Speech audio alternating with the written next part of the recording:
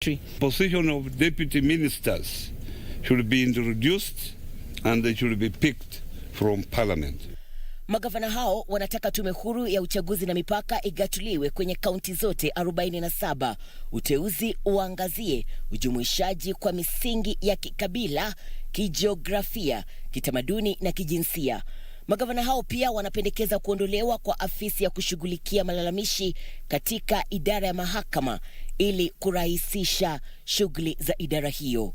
There is a special tribunal which processes errant judges. So because there is already that constitutional provision and including the administration of justice of the ombudsman, the administrative ombudsman, this particular proposal is not therefore necessary. Viongozi hao wa kaunti pia wanataka 10% ya bajeti ya kitaifa itengewe majukumu ya kilimo, ufugaji na uvuvi. 30% of the total budget is allocated to health function and 2.5% of the budget is allocated to youth function. Hata hivyo, magavana hao wanaonekana kuhitilafiana na mabunge ya kaunti yanayosema kuwa yatadurusu mapendekezo hayo na kuwasilisha msimamo wao kwa rais siku ya Ijumaa. Over and above the briefing that we shall give the principals here today, again we shall come out with a report on Friday and we shall pass resolutions to again meet the two principals and present our final report on this BBI report. Maoni tofauti kutoka kwa viongozi sasa yanaelekezwa kwa vinara wa BBI, msimamo ambao huenda ukaleta uwiano au ukaendeleza mjadala wa BBI. Irene Mchuma Odim, Darubini ya Channel 1 katika kaunti ya Nakuru. Shukrani sana Irene Mchuma Odim.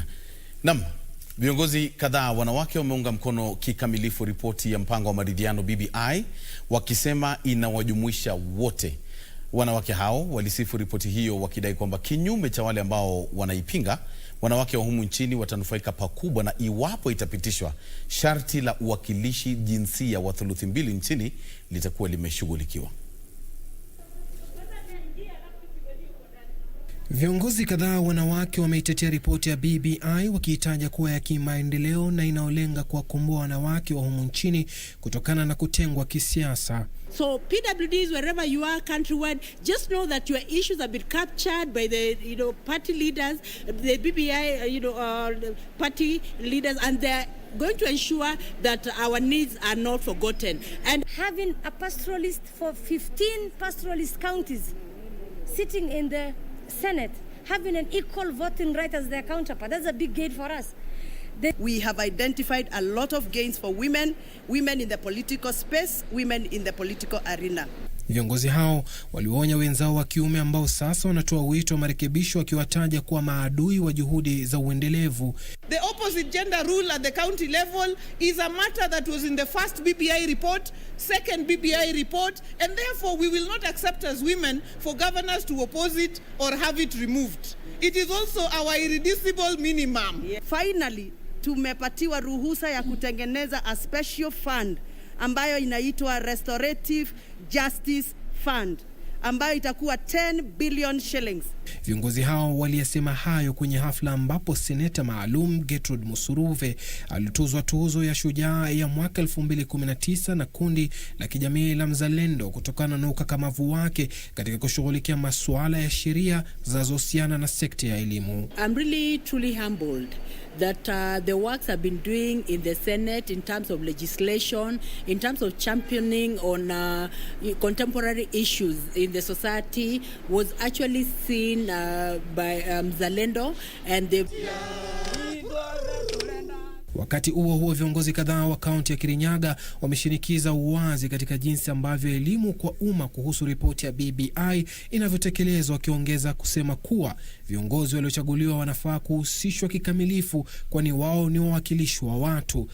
Tungetaka kuwasihi wale ambao wanaelewa amani na maendeleo ni kitu gani waweze kuunga mkono BBI ili tuweze kukaa pamoja, ili tuweze kuwa na amani sio tu leo. And everybody must be given by opportunity to contribute lazima tupatiwe nafasi. Haya yanajiri huku chama cha wataalamu wa matibabu ya mifugo kikielezea masikitiko yake kwamba maoni yake yalipuuzwa kwenye ripoti hiyo. The government of Kenya stopped employing our vets. They are still self-employed outside there, and there are so many. The government stopped employing them. So we were requesting for a vet commission. The commission that is strictly will be dealing with our issues. Suleiman Yeri, Darubini ya Channel 1. Mtazamaji, ongezeko la idadi ya vifo vinavyotokana na ugonjwa wa COVID-19 hapa nchini linatia wasiwasi baada ya Kenya kunakili vifo 24 katika kipindi cha saa 24 zilizopita. Aidha, nchi hii imenakili visa 1344 vipya vya ugonjwa wa COVID-19 kutokana na sampuli 7162 zilizopimwa katika kipindi sawia. Katika kipindi cha miezi 8 tangu kuzuka kwa virusi hatari vya corona humu nchini, hii leo wagonjwa zaidi ya 24 wameaga dunia kutokana na virusi hivyo katika kipindi cha saa 24 zilizopita. Katika kipindi sawia, visa vipya 1344 vimethibitishwa katika sampuli 7162 zilizopimwa. Jumla ya visa ambavyo vimethibitishwa vya ugonjwa huo kufikia sasa ni 64588. Kaunti ya Nairobi ingali inaongoza kwa wingi wa visa ikiwa 322 vipya, ikifuatiwa na Kiambu iliyonakili 221, huku Mombasa ikiwa ya tatu na visa 133, Laikipia 72 na Uasin Gishu 66. Wagonjwa 436 wamepona ugonjwa huo, 297 kutoka mpango wa kuwahudumia wagonjwa hao nyumbani na 139 wakiondoka katika hospitali mbalimbali, huku jumla ya watu 43,095 sasa wakiwa wamepona ugonjwa huo. Kwa sasa wagonjwa 1266 wangali wamelazwa katika vituo mbalimbali vya afya humu nchini, 58 kati yao katika kitengo cha wagonjwa mahututi cha ICU na 16 kile cha huduma maalum cha HDU. Kulingana na taarifa kutoka Wizara ya Afya, wafanyikazi 2118 wa afya wamethibitishwa kuwa na ugonjwa wa virusi vya corona, ambapo 1074 ni wanaume na 1034 ni wanawake. Taifa hili limewapoteza wahudumu wa afya 22 tangu kuzuka kwa janga hilo humu nchini. Kamchemenza, Darubini ya Channel 1. Basi mtazamaji, napumua kidogo kisha nirejee na taarifa zaidi na vile vile utafiti mwishoni mwa Darubini. Usende mbali.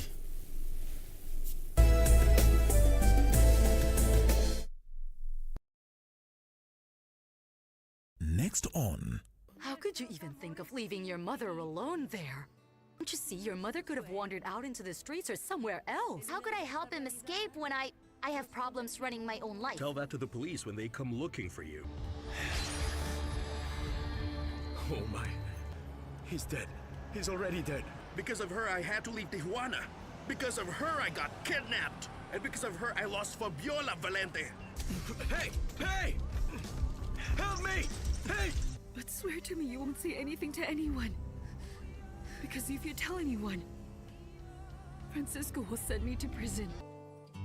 In love with Ramon.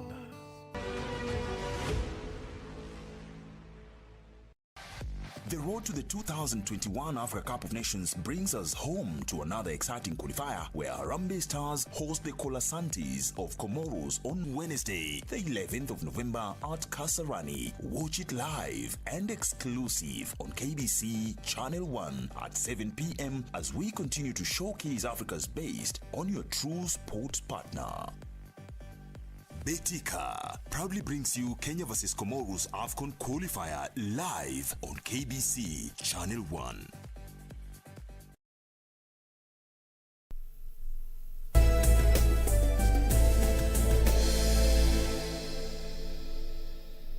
Karibu tena mtazamaji, unatazama Darubini ya Channel 1. Rais Uhuru Kenyatta amewahimiza watumishi wa umma waangazie kuwatumikia wananchi na kuepuka kusababisha vizingiti visivyofaa ambavyo hutatiza ukuaji wa uchumi wa Kenya. Akiongea alipozindua kituo cha usafiri na uchukuzi wa mizigo cha shirika la reli la Kenya jijini Nairobi, kiongozi wa taifa alisema huu sio wakati wa kujihusisha na siasa, ambapo alitoa wito kwa viongozi wakomeshe uchochezi na badala yake kutafuta suluhu kwa matatizo yanayowakabili wa Kenya.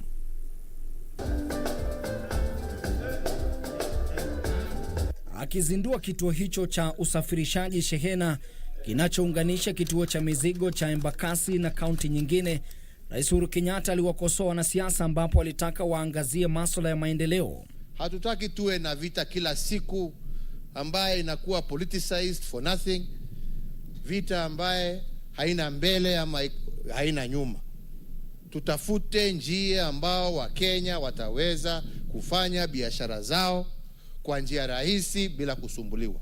Rais alisema serikali mara kwa mara inachunguza upya taratibu zake ili kuhakikisha Wakenya wanahudumiwa vyema na kwa usawa, ambapo aliwaonya maafisa wa serikali dhidi ya kujihusisha na mienendo isiyofaa.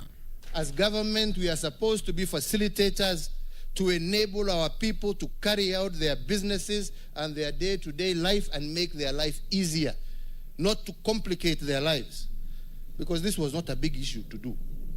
It took us a very short time and we have done it. It is just a question of somebody taking up a problem and finding a solution to the problem instead of saying fanya hivi ndio mtu apate njia yake ya kupata pesa zake ndogo ndogo hapo. Rais alipokuwa akizindua huduma za reli katika vituo 10 jijini Nairobi katika kituo cha reli cha Nairobi, alisema serikali inaangazia kutatua changamoto za uchukuzi katika maeneo ya miji. Mimi sina mashindano na mtu yeyote. Mimi naambia wote, njooni tuungane, tujenge Nairobi, njooni tuungane, tujenge Kenya yetu, tuboreshe maisha ya wananchi wetu, kwa sababu hiyo ndio jukumu wa Kenya walitupatia.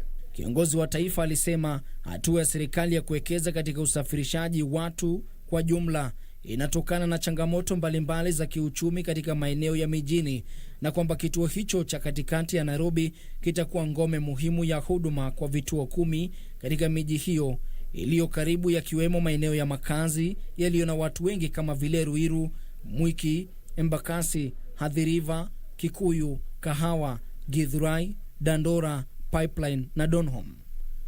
Ben Chumba, Darubini ya Channel 1. Tume ya filamu hapa nchini imechagua filamu ya maandishi kwa jina The Letter iliyotayarishwa na Christopher King na Maya Leko kuiwakilisha nchi hii katika kitengo cha lugha za kigeni cha tuzo za Oscar za mwaka 2021. Filamu hiyo inasimulia kuhusu mwanaume mmoja kwa jina Karisa ambaye huzuru makazi ya nyanyake huko mashambani, ambako anagundua kwamba ajuza huyo anadaiwa kuwa mchawi.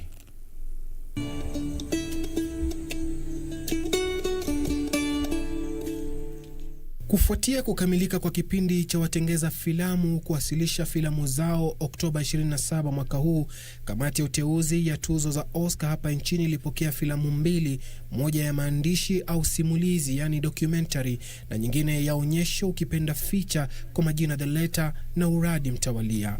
Honestly, a huge step, and a film like Uradi, you know, I think this is a step for producers out there to now go out and bring lots of films, and a lot of people are now filming, and I'm sure in the coming years we'll get a lot of submissions coming in, because I believe as a committee we want to encourage people to do this.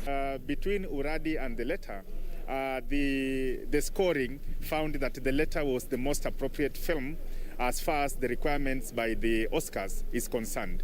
Hii leo kamati hiyo kuambatana na kanuni za tuzo hizo iliteua The Letter kuiwakilisha nchi hii. So this is a very important component that will be able to help the country achieve all this, branding the country, attracting tourists here, also creating employment opportunities for our young people, and also telling our own stories for posterity. Filamu hiyo inahusisha mwanamume kwa jina Karisa na nyanyaye. Karisa baada ya kwenda mashambani aligundua kwamba nyanyaye amepokea vitisho kutoka kwa jamaa mmoja aliyedai kuwa ni mchawi, hali ambayo inasababisha mgogoro miongoni mwa jamaa hao. Simulizi hiyo inapoendelea, Karisa anagundua kwamba mamia ya wazee wengine katika eneo hilo wanatajwa kuwa wachawi kama njia ya kuiba ardhi yao. Onyo. Unasikia sasa? Filamu ya The Letter imeonyeshwa katika tamasha mbalimbali duniani na kupewa utambuzi maalum katika shindano la Panorama mnamo mwezi Mei mwaka huu na kuteuliwa kuwania taji la The One World Media Awards mwezi Aprili mwaka 2020. Watakaoteuliwa kuwania tuzo hiyo watatangazwa Februari 9 mwaka 2021 kabla ya tamasha la 93 la shirika hilo linalotarajiwa kuandaliwa Aprili 25 mwaka 2021 katika ukumbi wa maonyesho ya kuigiza ya Dolby huko Hollywood, Los Angeles, California nchini Marekani. Suleiman Yeri, Darubini ya Channel 1.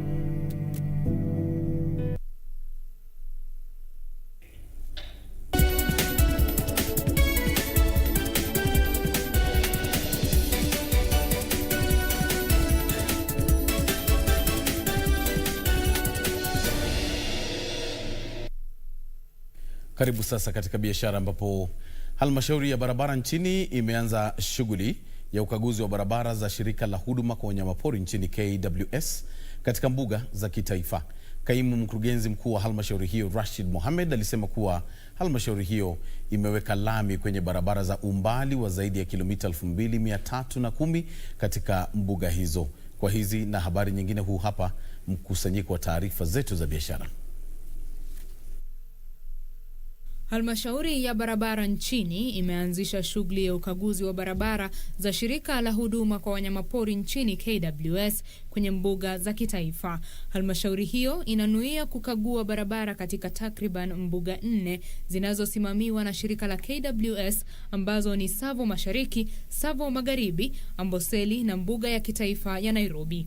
Shirika la KWS husimamia takriban kilomita 4583 za barabara katika mbuga na hifadhi mbalimbali za kitaifa. Takriban kilomita 2500 huwa ni barabara zinazosimamiwa na pesa za ada inayotozwa mafuta, huku zilizosalia zikisimamiwa na pesa za hazina nyingine. We're going to go to Amboseli to really look at the roads and do our assessment on how the funds have been deployed and used, and we're also going to spend that time to also talk to road users, tour operators that we will find on the way to just gauge the experience. Wakati huo shirika la ukadiriaji ubora wa bidhaa nchini limeanzisha mpango wa kutoa vyeti kwa wahunzi ili kuhakikisha wana ujuzi wa kutosha katika fani hiyo kuambatana na viwango vya kitaifa na kimataifa. Mpango huo unatoa cheti cha miaka 3 cha kimataifa kinachoweza kutolewa upya kilichofikia viwango vya kitaifa na kimataifa. There is a great opportunity for our welders in this country. In automotive industry, in shipbuilding, in construction industry.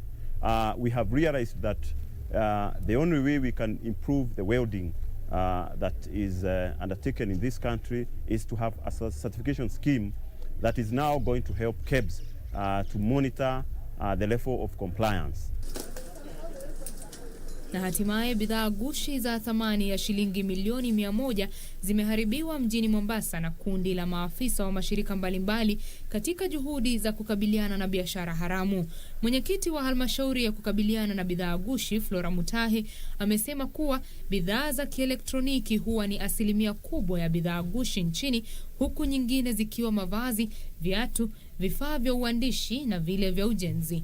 Mutahi amesema kuwa zaidi ya nafasi 1700 za ajira hupotea kila mwaka kutokana na bidhaa gushi, huku watengenezaji bidhaa wakisema kuwa asilimia 40 ya bidhaa sokoni huwa ni gushi. Majority of counterfeit goods are imported. 70% of the goods we find counterfeited come from outside. So what now as the country we've been doing is strengthening our border posts. We strengthen enforcement, public awareness, and also the prosecution. If you're stealing somebody's brains or intellectual property, you need to be punished for it. We want people to earn from the sweat of the inventiveness, the inventions, and the products they make.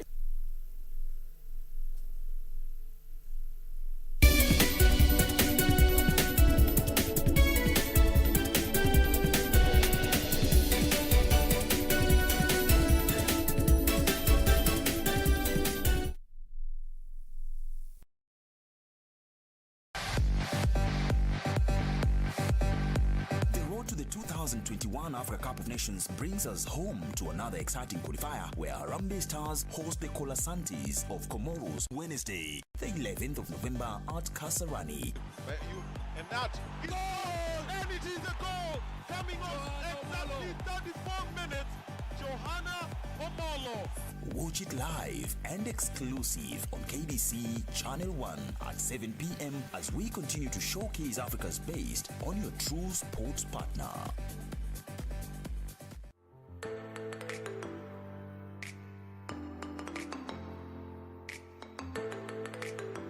Hizi jezi za Betika zinasaidia. Kitu ya kwanza, mavijana ama timu zote zile ziko za area, unapata ile timu nyingine walikuwa na training bila jezi, unapata msao wanakuja wanatoa zile ngome za home, lakini for now watapata nguo za kutrain.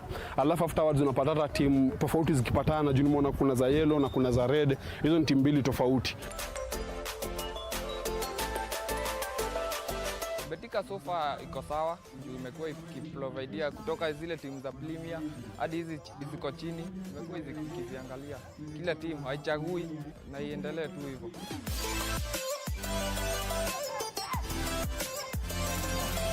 Betika kitu ya kwanza si ni kurudisha shukrani sana kwa venye wamekuja mtaani. Unapata sisi tuko chezanga ball kitambo, lakini hatupatanga chance kama hii, ndio tuliachanga ball. Lakini sasa unajua vitu kama hizi zinapatia mavijana moral. Unapata sisi tupatanga game, unapatia na mnapeana wokovu, je mngepata chance hiyo kuenda. Alafu kitu ya pili ni hiyo kuleta togetherness. Hoja pia inaleta togetherness. Juma boy wengi ungepata mtaani wako nje, wanapata tu ku hang out place mbalimbali. Lakini sasa unaona wote wanarudi grao, wana train vizuri, hata teams zinakaa, hata wanakuwa smart kwa grao surely, for sure wanakaa smart kwa grao.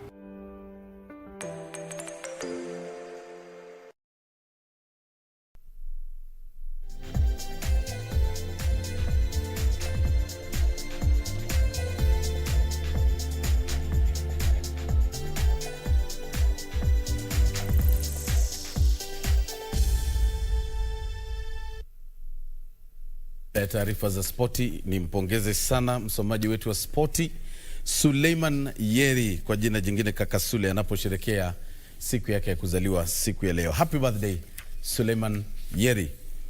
Kocha wa Harambee Stars Jacob Ghost Mulee amesema kuwa kikosi chake kiko tayari kutoa ushindi dhidi ya Comoros kwenye mechi ya mkondo wa kwanza ya kufuzu kwa dimba la AFCON mwaka ujao. Mechi hiyo itachezwa kesho ugani Kasarani kuanzia saa 1 za jioni Afrika Mashariki, na itapeperushwa moja kwa moja kupitia papa hapa kwenye KBC Channel 1. Harambee Stars iliandaa mazoezi ya mwisho kabla ya kuchuana na Komoro.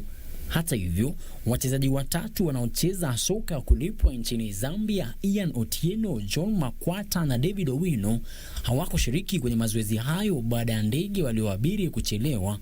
Kocha Jacob Ghost Mulee amesema kuwa kikosi chake kiko tayari kung'aa. The mission ahead, we knew this fixture before. It's just that we know the situation about COVID where everything has changed. It's the new norm that we have to live with. However, looking at the days that we've had a full house training, it doesn't look that bad. Kenya the fan, I would love to see this country or the national team of Kenya do well. Not only qualify and participate, but compete at the Africa Cup of Nations, at the World Cup. Well, that's a very dangerous ball. Can they get a shot in? That's very dangerous. Can he get the ball back? It's in the back of the net. Kenya have scored. They found the back of the net. This is remarkable. Michael Olunga. Harambee Stars ilitoka sare bao 1-1 dhidi ya Misri na Togo kwenye michuano ya mwanzo ya kufuzu iliyochezwa mwaka uliopita. Komoro kwa upande wake iliandikisha ushindi wa bao 1-0 dhidi ya Togo, kisha kutoka sare tasa dhidi ya Misri. Well, we have to respect them. Having won away against Togo, that was a big achievement. However, we stand on their way, because if they, by any chance, are able to pick points in Nairobi, then it's going to be a big win for them. But again, it brings a lot of difficulty in the groups. Mechi kati ya Harambee Stars na Komoro itapeperushwa Kenya katika runinga ya KBC Channel 1. Frederick Moki, Darubini Michezo.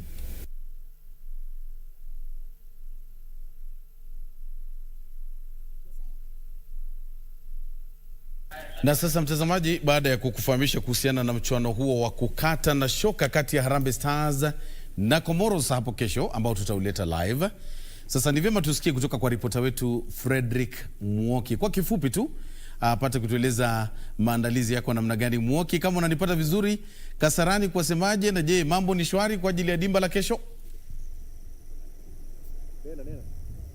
Shukran za dhati kwa kuungana nasi katika wakati ambapo tutakujia mbashara kutoka uga wa Kasarani. Huu ni uwanja ambao utaandaa mchuano kati ya Harambee Stars na Comoros, mechi ya kufuzu kwa dimba la AFCON mwaka 2021. Kumbuka kwamba Harambee Stars itakuwa ikichona katika mechi hii ya raundi ya 3. Katika mechi za mwanzo za mbili ambazo zilichezwa Novemba mwaka uliopita, Harambee Stars ilikuwa imetoka sare bao 1-1 dhidi ya Togo, kisha kutoka sare bao 1-1 dhidi ya Misri. Nakumbuka kwamba mechi kati ya Comoros na Harambee Stars itakuwa mechi kali, manake Comoros kwa sasa inaongoza kundini Ga kwa alama 4 baada ya kutoa ushindi katika mechi moja na kutoka sare katika mchuano mmoja. Na hivi sasa basi awali timu ya Comoros ilikuwa imewasili hii leo asubuhi, na hivi sasa walikuwa tayari wamefanya mazoezi yao, lakini kwa sasa ni idadi ndogo sana, idadi chache ya wachezaji wa Comoros ambao wamesalia katika uwanja huu wa Kasarani.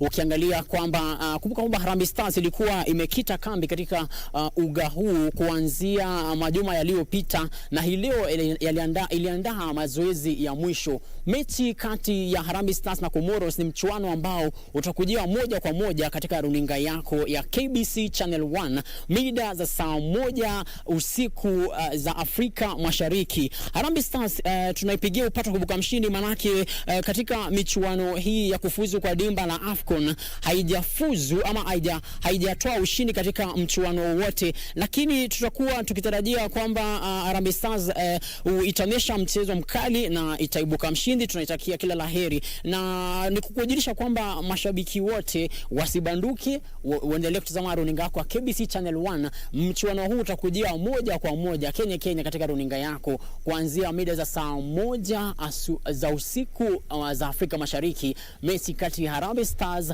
na Comoros. Kumbuka itakuwa ni raundi ya 3 ya Harambee Stars, kisha ichuane katika mechi ya mkondo wa pili itakayochezwa Jumapili hii nchini Comoros.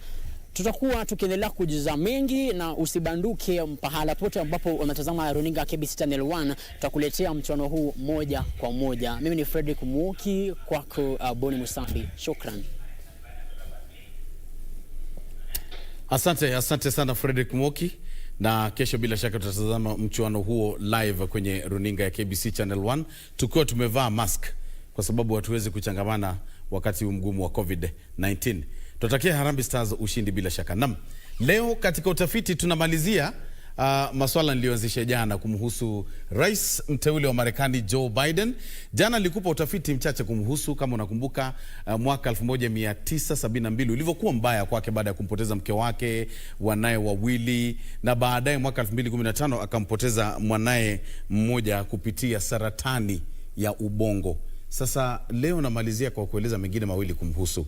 La kwanza, Joe Biden alioa tena mwaka 1977.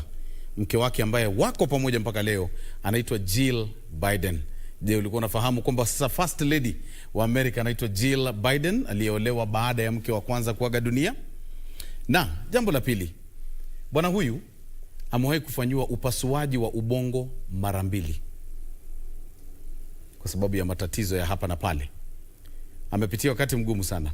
Na mwisho kabisa, je, wafahamu kwamba pia amekuwa senator wa Delaware aliyehudumu kwa muda mrefu zaidi, na alikula kiapo cha mwisho kama senator wa Delaware akiwa katika hospitali, mahali ambapo mwanae Bill alikuwa amelazwa akiwa na saratani ya ubongo. Aliapishwa hapo katika chumba cha hospitali. Magumu aliyopitia, hatimaye ametabasamu. Magumu unayopitia, natumai hatimaye hata nawe utatabasamu. Kwa hivyo usife moyo, shikilia papo hapo.